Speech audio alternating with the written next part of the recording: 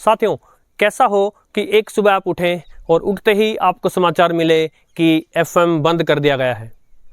आपके तो वो हालात हो जाएंगे, जाने कहाँ गए वो दिन। जी हाँ, ऐसा ही हुआ एक सुबह नॉर्वे की जनता के साथ जब वो उठे। नॉर्वे से एफएम को समाप्त कर दिया गया, उसकी बजाय डीएबी रेडियो वो चलता है वहाँ पर। क्या होता है ये डीएबी? साथियों के बहुत सारे प्रश्न आए हैं और साथियों के मन में अनेक प्रश्न हैं। क्या भारत में डीएबी चलता है? क्या डीएबी एफएम जैसा होता है? कितनी दूर इसके सिग्नल आ सकते हैं? आवाज़ कैसी है? वगैरह वगैरह वगैरह। तो फिर देर किस बात की साथियों, चलिए शुरू करते हैं। बहुत सारे उन वीडियोज़ की तरह जो भारत में बहुत ही कम बनते हैं और संभवतः पहली बार बनते हैं। चलिए डीएबी के पास चलते हैं।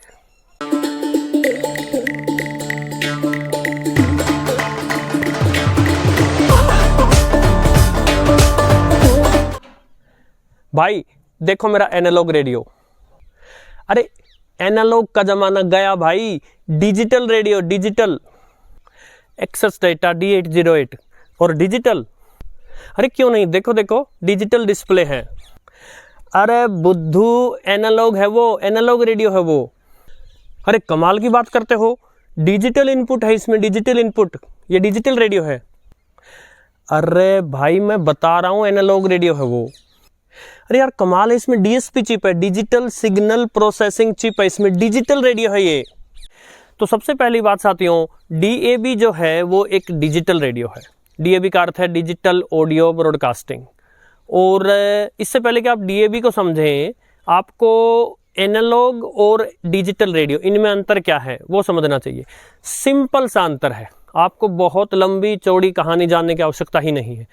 जो रेडियो एनालॉग सिग्नल पकड़ेगा वो एनालॉग, और जो रेडियो डिजिटल सिग्नल्स को पकड़ेगा वो डिजिटल रेडियो है। Very simple. अभी आपने देखा दो भाइयों के बीच की बहस, और एक्सेस डेटा D808 जिसका डिस्प्ले डिजिटल, जिसके की फ्रीक्वेंसी इनपुट्स डिजिटल, और जिसके अंदर डिजिटल प्रोसेसिंग चिप लगी है, तो भी वो एक एनालॉग रेडियो है, क्योंकि आखिरकार सिग्नल्स तो वो एनालॉग ही पकड़ता है। एक वीडियो आया था DRM पर, और उस वीडियो का लिंक डिस्क्रिप्शन में है। उसमें मैंने बहुत डिटेल में जाकर समझाया है एनालॉग और डिजिटल सिग्नल का अंतर क्या है। अभी के लिए मोटा मोटा फ़र्क जान लीजिए।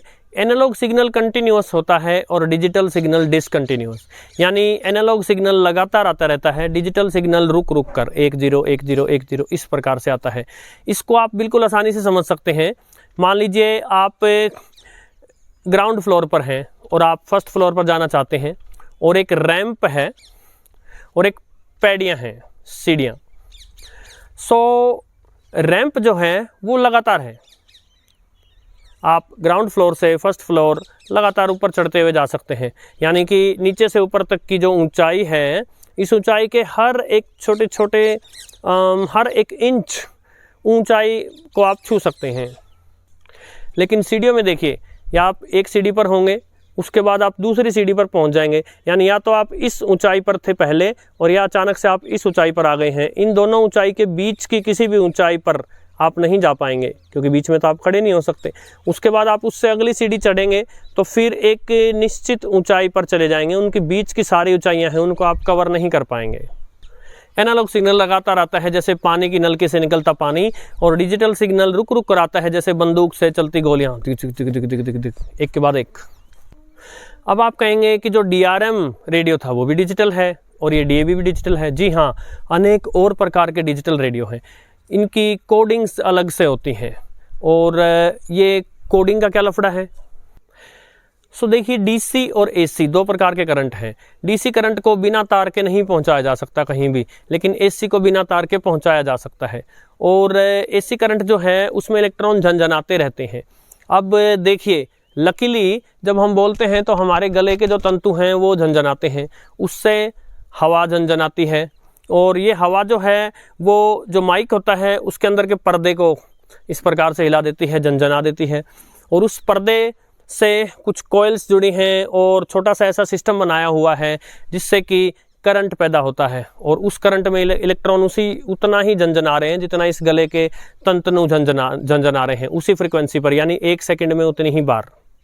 तो अब जो ये सिग्नल आ गया, इसको जो हमारी एनालॉग रेडियो जो ब्रॉडकास्टिंग होती है, जिसको मैं बार बार बताता रहता हूँ, जिसमें AM या FM 2 प्रकार की मॉड्यूलेशन है, या कभी कभी SS भी होती है, और इस प्रकार की मॉड्यूलेशन करते हैं। मॉड्यूलेशन का मतलब उनमें इस प्रकार का बदलाव करते हैं ताकि उस सिग्नल को हवा में छोड़ा जा सके।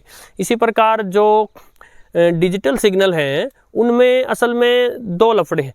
पहला कि आपको जो हवा में किस प्रकार की मॉड्यूलेशन करके भेजना है वो तो है ही है, इसके अलावा उससे पहले आपको किस प्रकार की कोडिंग करनी है। अब ये कोडिंग क्या होती है?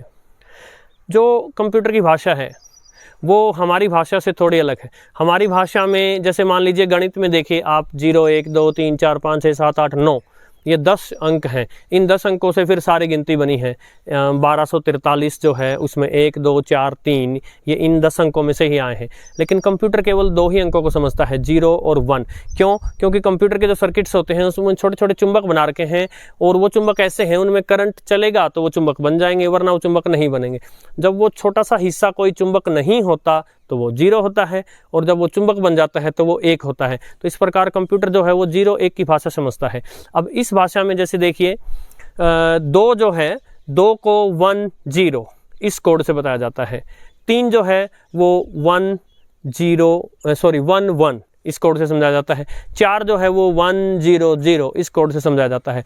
इस प्रकार हम जो भी बोलते हैं या जो भी कोई टेक्स्ट लिखा है या कोई फोटो है उसको इस प्रकार कोडेड कर दिया जाता है। तो फिर DRM की कोडिंग किसी और तरीके से, DAB की कोडिंग किसी और तरीके से, और कोई दूसरा डिजिटल रेडियो जो होगा उनकी कोडिंग जो है वो किसी और तरीके से होती है। DRM पर एक बहुत लंबा वीडियो बनाया था मैंने, किंतु DAB पर मैं ऐसा नहीं करने वाला हूँ। मैं इसकी बहुत सारी बातें किस प्रकार की कोडिंग होती है वगैरह वगैरह वगैरह वो कुछ अगले वीडियोज़ के लिए छोड़ दूंगा, क्योंकि हम ये देखेंगे कि DAB और FM इनका आपस में कैसा क्या है, कौन सा अच्छा है, कैसे हैं दोनों, और फिर DAB और DRM वो भी हम देखेंगे आगे चलकर। लेकिन कुछ बातें DAB रेडियो के बारे में जान लेते हैं, मेन बातें।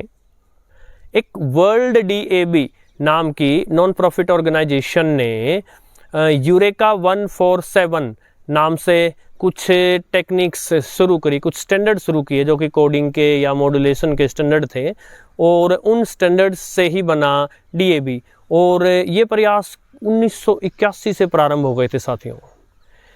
जब ये सब शुरू हुआ था तो रेडियो को और बेटर करने, उसका साउंड और बेटर करने वगैरह के लिए हुआ था, किंतु उनको भी क्या पता रहा होगा कि धीरे धीरे रेडियो जो है वो कमज़ोर हो जाएगा, और टेलीविज़न, उसके बाद कंप्यूटर, और फिर स्मार्टफोन आकर के और रेडियो को बिल्कुल दबा ही लेंगे साथियों। अभी आज के समय 55 देश ऐसे हैं जो DAB रेडियो की ब्रॉडकास्टिंग को या तो कर रहे हैं या करने का प्रयास कर रहे हैं, या कम से कम एक ट्रायल के रूप में कर रहे हैं। अब एक प्रश्न उठता है, क्या भारत में है DAB रेडियो? जी नहीं, भारत में नहीं है DAB रेडियो। हम DAB की बजाय DRM की तरफ गए हैं।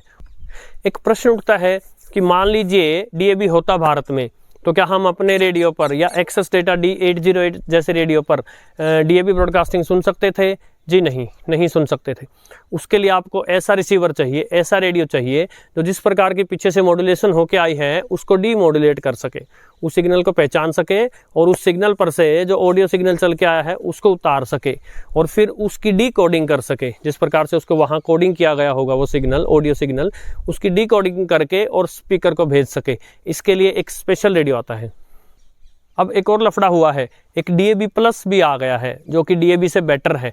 पहले वो लोग FM से DAB पर चले गए और फिर DAB से DAB प्लस पर चले गए। अब जिन लोगों के पास DAB रेडियो है, मोस्टली 2008 से पहले जो DAB रेडियो बने थे वो DAB प्लस सिग्नल को नहीं पकड़ पाएंगे, और जो 2008 के बाद थे उनमें एक फर्मवेयर यानी उनके सॉफ्टवेयर को अपडेट कर दिया जाता है, जिसके बाद वो DAB प्लस से पकड़ सकते हैं। अब ये DAB और DAB प्लस में क्या अंतर है, इस पर भी एक वीडियो आ जाएगा साथियों। अब क्वेश्चन उठता है किस प्रकार की फ्रीक्वेंसीज यूज़ करता है, तो ये FM के टाइप का ही है। हालांकि FM एनालॉग है और ये डिजिटल FM के टाइप का ही है, इसलिए इसके सिग्नल बहुत ज़्यादा दूर तक नहीं जा सकते। इनफैक्ट FM से ज़्यादा फ्रीक्वेंसी यूज़ करने के कारण FM जितना दूर पहुँचाना भी मुश्किल है इन सिग्नल्स को। 174 से 240 174 to 240 मेगाहर्ट्ज इन फ्रिक्वेंसीज का यूज किया जाता है डीएबी स्टेशंस को छोड़ने के लिए। तो क्वेश्चन ये उठता है कि एफएम जितना दूर पहुंचाना भी कठिन है तो फिर डीएबी को लाए क्यों है।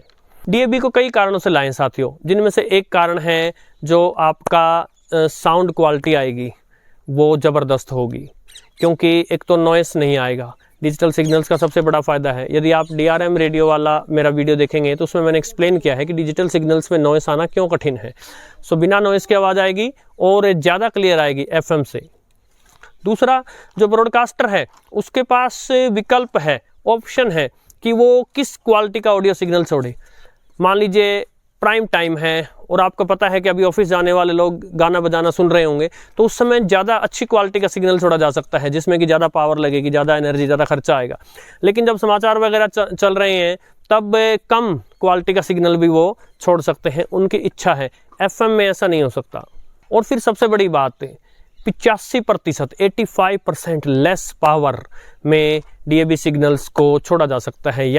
मान लीजिए एफएम स्टेशन को चलाने का खर्चा 100 रुपये आ रहा है तो डीएबी स्टेशन को चलाने का खर्चा 15 रुपये आएगा। तो इसलिए बहुत पावर एफिशिएंट है ये। लेकिन अगर सभी कुछ अच्छा ही अच्छा है तो बुरा क्या है? बहुत सारी बुरी बातें हैं। डीएबी जो ये रिसीवर आ रहे हैं, रेडियो आ रहे हैं, बहुत महंगे आ रहे हैं, पहली बात। और दूसरी बात ये कि जो डीएबी का सिग्नल है, पहले तो उसकी क्वालिटी बहुत ही ख़राब होती थी, अभी धीरे धीरे इम्प्रूव हुई है, लेकिन एफएम का टक्कर का नहीं है ये। और ज़्यादा दूर जाने पर एफएम सिग्नल धुंधला होता जाएगा, लेकिन डेड नहीं होगा। डीएबी सिग्नल्स का क्या है, आप दूर जा रहे हैं ट्रांसमीटर से, कुछ दूर तक सही चलेगा और जब डेड होगा एकदम ही डेड हो जाएगा। तो आशा है साथियों को DAB, digital audio broadcasting radios के बारे में बहुत अच्छी जानकारी मिली होगी। इसके अलावा डीएबी और जो नया डीएबी प्लस आया है, इनमें क्या अंतर है और डीएबी की कुछ टेक्निकल स्पेसिफिकेशंस, कोडिंग के तरीके और मॉड्यूलेशन के तरीके, उनके बारे में वीडियो आएगा जब हम उन दोनों का कंपैरिजन करेंगे। और एफएम और डीएबी के बहुत सारे पहलुओं को देखते हुए एक उनका भी वीडियो लाएंगे। और डीएबी और डीआरएम, इनमें क्या अंतर है, एक उसका भी वीडियो आएगा साथियों। नमस्कार।